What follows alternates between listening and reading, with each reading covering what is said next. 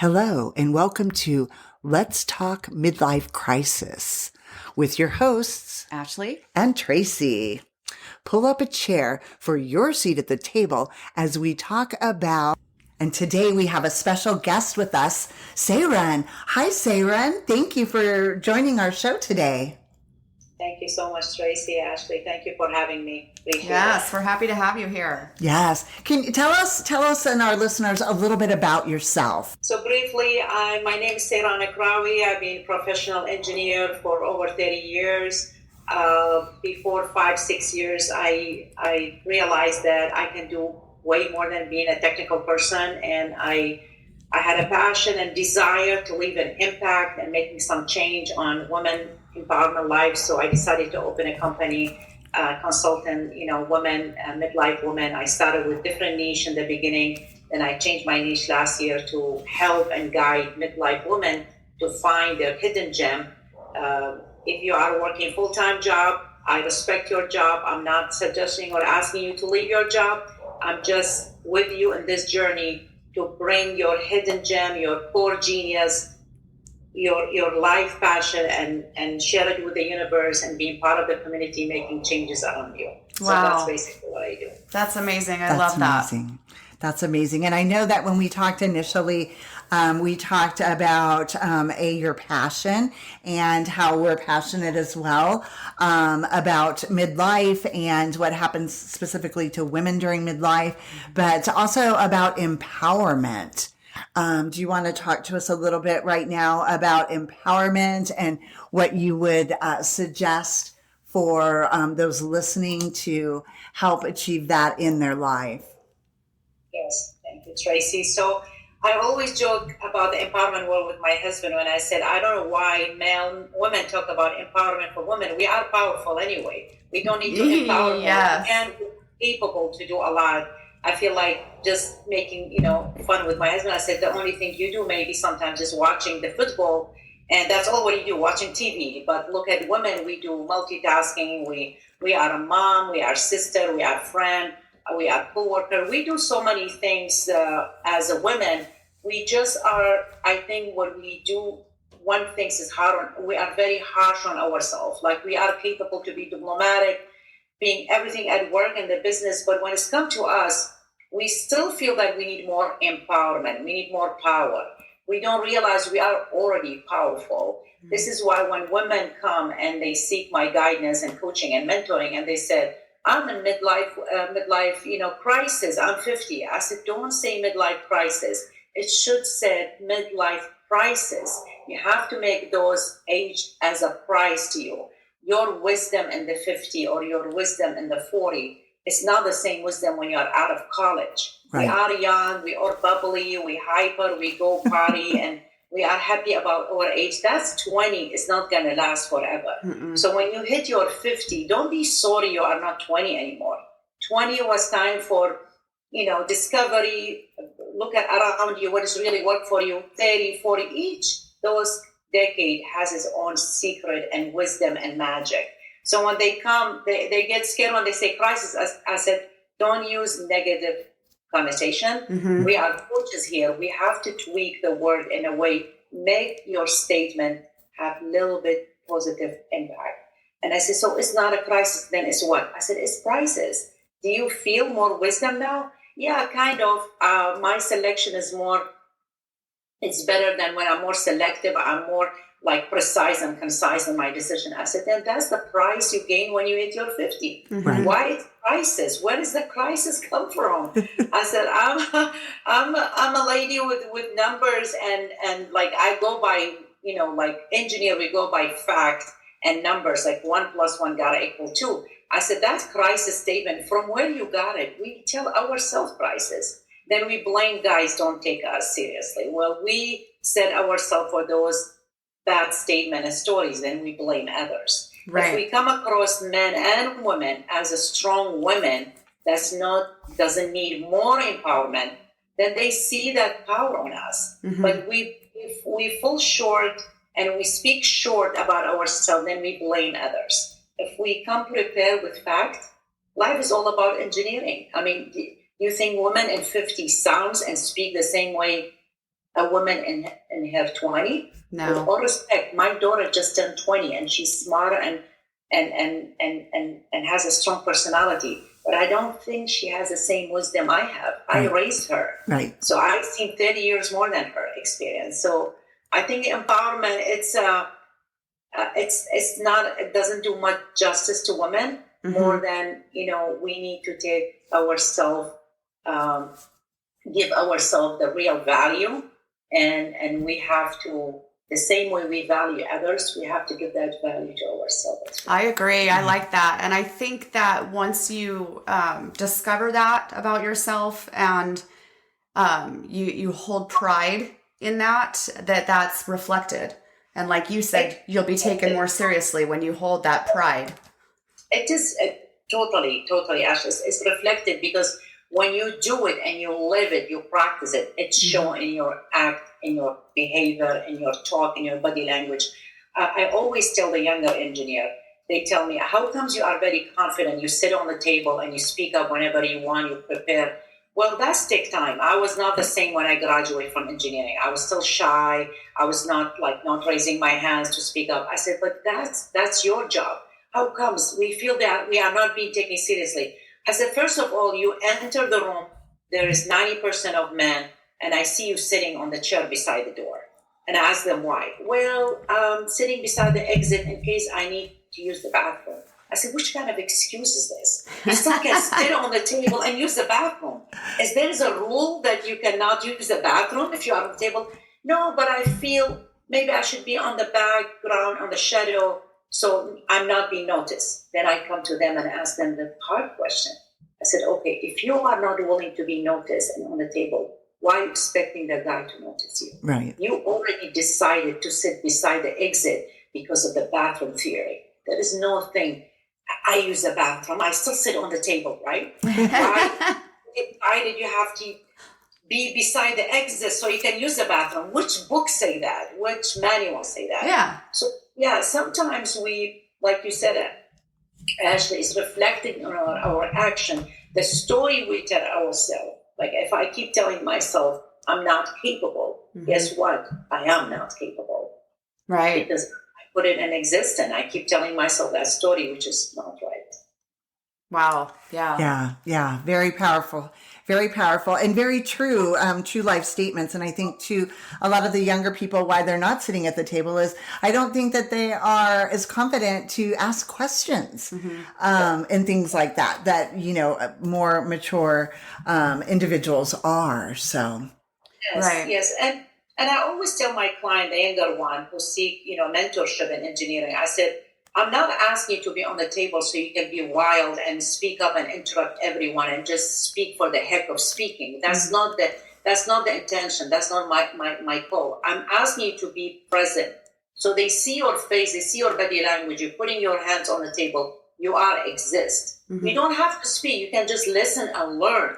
But you're not speaking, not participating, and still sitting beside the exit and expecting everyone to clap for you. There is no such things. Right. So I don't think have just to speak up yet.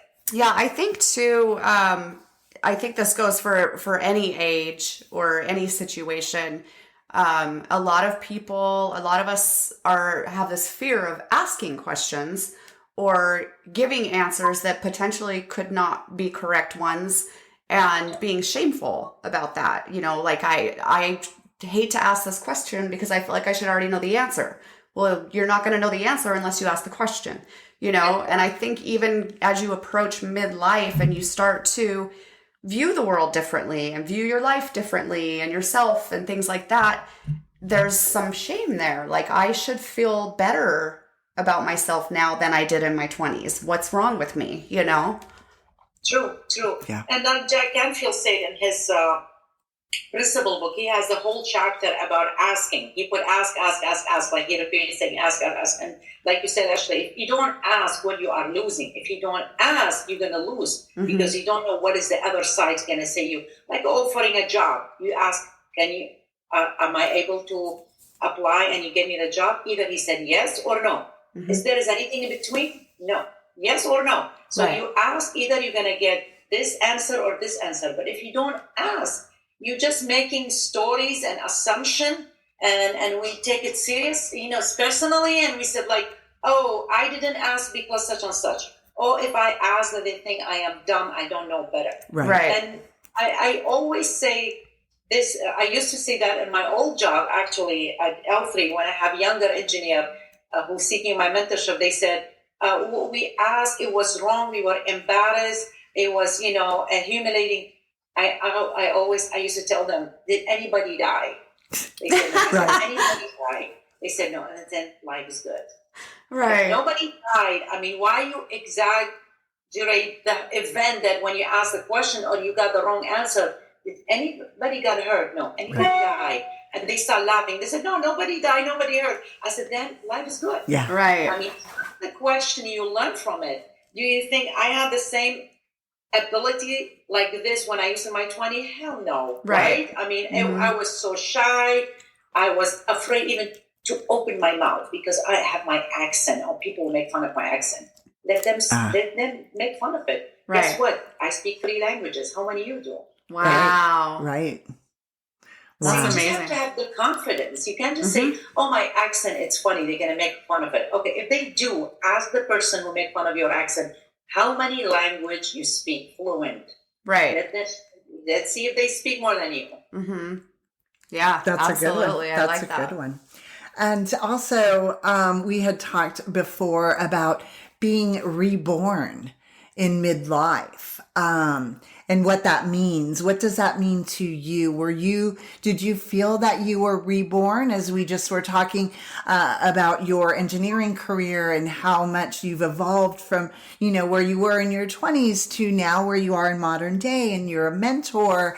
Was there a portion there where you found yourself a piece of time where maybe you found yourself that you were reborn again? Good question, Tracy. The reborn, the reinvent yourself, or rediscovery what's your life purpose is. What is the impact you want to leave in this world?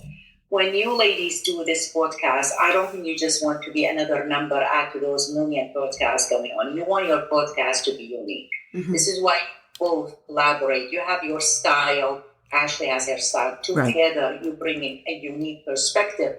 It's different than other podcasts. That's what exactly I do the same like you. I don't want to be a copy paste for another coach and mentor, with all respect to those who's doing the same practice. When I changed my niche to business coach, that was the reinvent. That's the pivot I made, because I used to only talk with international people who come to the United States who's seeking the American dream. Then I found out that, you know what, I can do better than this. There's a lot of people doing that. Why not using my own story, being a midlife woman in my 50s, being an engineer for so many years? What else I can add to the world? Yes. What other skills I do have to reborn, like you said, Tracy, to reinvent, to pivot, to add a better impact and leaving a big impact and change. So when COVID hit, and I decided not to pursue with my doctoral in engineering, I knew there is a lot of engineers who can pursue their doctoral and PhD and be better than me million times. I knew my call and my purpose is somewhere else. And that's when I decided, I said, you know what? Yes, I'm a tech woman. Everything in my life, it was equation and finding the right question. But I need my IQ marry my EQ. I need to know about emotional intelligence. I need to know how people communicate. I need to know how people thrive, how they succeed. So then I decided, I said, no, I'm going to do this mentoring and coaching and speaking and no stop. And when you say reborn in a certain age, to me, I think you can reborn in the 40, yes, in the 50, in the 60, and as long you love life and you really want to leave something remarkable. You want that legacy somewhere. You might want it in writing book. You might want it in speaking, in podcast, in coaching. As long you know what is your legacy, what is the thing that you're really good at it, some passion, some skills that you do it so well. I'm sure you and Ashley might go for hours, but you don't even feel the time because you're enjoying the experience. Right. Yeah. It's not a homework. It's not a hard work for you because you enjoy it, so you really excel in it and you're leaving an impact. So I think a reborn might happen any age. just don't tell me I'm too old for it. Right. Yeah. I'm so by that word, because I want to know what's old mean. You are old, really old, when you have nothing to offer. And you are very young if you continue offering what you are capable of. There is no age. Right. There's no. And I think too, you're never too old to better yourself or learn more. I feel like starting this podcast with Tracy has been life-changing for me, just personally, from, gaining confidence through this early, I'm still in perimenopause, but I'm an empty nester now. So my life has changed drastically. It's really helped me gain some confidence and, insight on what I want my life to look like. And I've also learned a lot. When we got into this, it was both of us talking about our experiences and how we didn't really have a lot of education or people that were open about it and we could talk to. And that's why we wanted to create this platform. And so we've done a lot of research in doing this, and I've gained so much knowledge, and I've been fortunate to be able to share that with friends and family and the world, and on our platform. Right. And I think it's been really helpful, and that, that's something that gives me pride and makes me feel good about, the direction I'm going and what I'm doing with my life. So, right.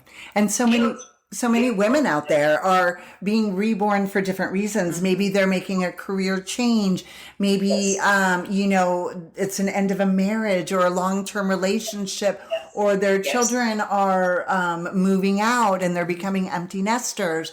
So oftentimes I think that it perhaps might not be voluntarily, a particular time in someone's life where they would choose to be reborn again. But I feel that, and another reason why we had created this podcast was to help empower those women, and form that community so that they can, be reborn and with confidence and knowing that they're not alone out there. So, Definitely. And you both said it right about, mentioning and tapping on the empty nester. And again, I'm a big advocate for pivoting more because I'm a coach. So when I say empty nester, I said, okay, they are empty. Let's say I have two kids. They both leave for college or they separate, they go and live with their partner. When I say I'm empty nester, we can fill it with a new life.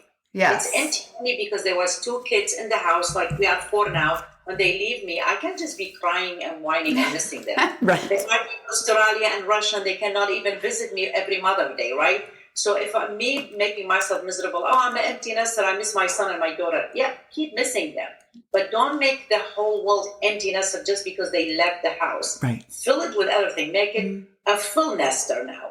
They empty by them leaving. Fill it with other things. Fill it with your podcast. Fill it with your small business. Mm-hmm. We can't just women. We say word like hormones, midlife, whatever. I don't call crisis, empty nester. We can tweak those words in a way and believe on it, and this is how we can thrive and grow. Right. Because the more we say the same word like we used to it, like hormones gonna make you cranky. No, you have to be stronger than that. Mm-hmm. We have the power to change the narrative. Right. We don't have to same narrative your mom said or my grandma said. When you hit 50, you start doubting your beauty. No, that with all respect to grandma, we're still beautiful. Right. Why should I go and do plastic surgery and change every feature in my face? I'm 55. Why I want to look in my 20? What is the difference? Right. Well, and it goes back to pride. You should be proud in the way you're aging and proud that your kids are starting their own lives, because isn't that what we're doing all that time? We're raising these children to grow up to be successful adults. So you should take pride in them going off to do that. Exactly. You raised your kids, you said you are empty nester. That's your PhD degree. Right. Your problem? I'm sorry, that's your PhD degree. Yeah. Because I do a lot of women, get pregnant, 7 to 8 times. are you bringing good human being to the society? Yeah. If you bring one good kid to the community society, that's your PhD degree. Yeah, absolutely. That's your highest degree. You don't need to even go to college. I mean, my mom never worked in her life. She raised 7, and she was the best mom ever. She never worked. Wow. My dad never let her work. She raised 7 kids. I think my mom had 7 PhD degrees. Yes. Right. And it's not to say that she didn't work. I feel like she did work. Oh, that's and it. 7 children, that's a lot of work, right? So, yeah. Yes. Kudos. Yeah. Wow, that's amazing. 7 children. Woo. Yeah. Yeah. But starting new chapters when you're, getting older, I think, I think it needs to be intentional. And as you mentioned, which aligns with us, is we have passion.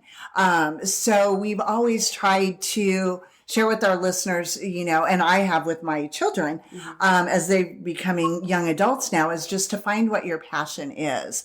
And I just feel that is so important, about being passionate about what you're doing. But starting a new chapter can be pretty scary for a lot of people. So it is. It's embracing the unknown. You're starting something and you are not guaranteed that you're gonna make it. So you're trying. We are all searching here. We are all learning and searching, and we find a way. And when we find the hidden gem or the hidden talent, we can start excelling. But we are all searching as of now. Yeah. And I think too, a lot of people, when they're fearful, they feel like they're alone. Once you start talking to friends and neighbors and family and reaching out, even online to people, you find the support, even from people you might not have expected it from. So I think that's really important too, is to have people that are cheering you on. Yes, support system. And going back to Tracy's point about the passion, I'll just add one thing. So I always tell my client, don't come with me with passion and dreams. If you're not going to take action, don't dial my number. You're at the wrong coach. Right. And when you come, if you have a skills and passion and you want to thrive on, let's say speaking or writing, if you're not going to take action, don't even start. Don't even tell me the story. Because the passion, the practice, you're going to master the craft.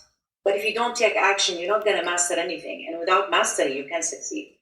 Yeah. Right. That's very true. Yeah, that is very true. That is very true. Now, if any of our listeners wanted to find you and connect with you, what are and we'll put everything in the description of our podcast as well, along with a link and your bio, all of that kind of good stuff. But where can, they find you on social channels if they wanted to, continue the conversation with you outside of our show today?